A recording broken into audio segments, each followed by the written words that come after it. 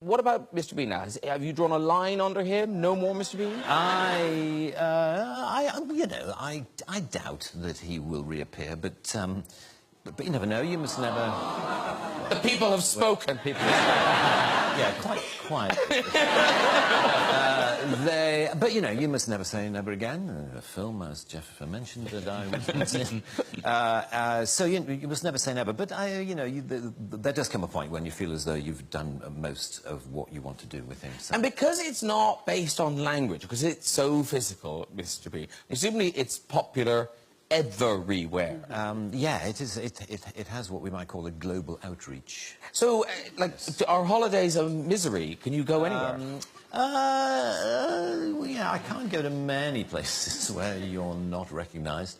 And it's the... yeah, the thing I find most tricky is when people don't recognise you particularly, but half recognise you. You know, it's that strange thing where they go...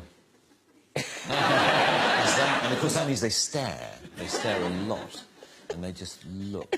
You're sort of feeling, I wish that person wouldn't stare at me. So, you know, I'd rather just, you know, hold up a flag saying yes, yes, it's me.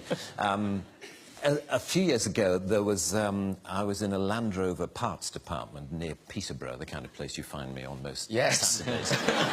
And we're waiting for car parts. And car parts, guys hang around a lot because, you know, to get a part, the guy has to go half a mile to the back of the warehouse and then come back again, and he brings it back.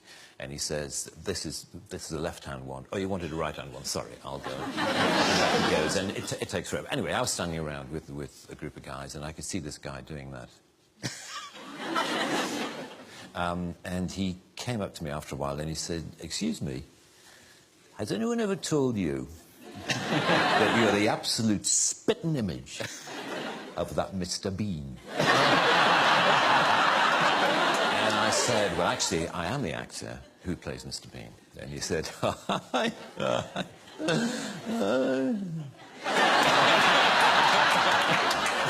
"I bet you wish you were." And there followed this bizarre conversation in which the more I tried to claim that I was the person whom he thought I merely resembled, the less he believed me.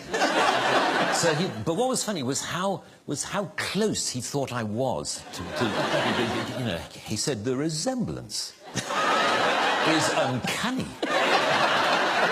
Have you ever thought of doing any, you know, look-alike work, like, you know, stag nights and hen nights? You know, you can go along as Mr. Bean. And I said, "No," and he said, "because you can make an absolute fortune."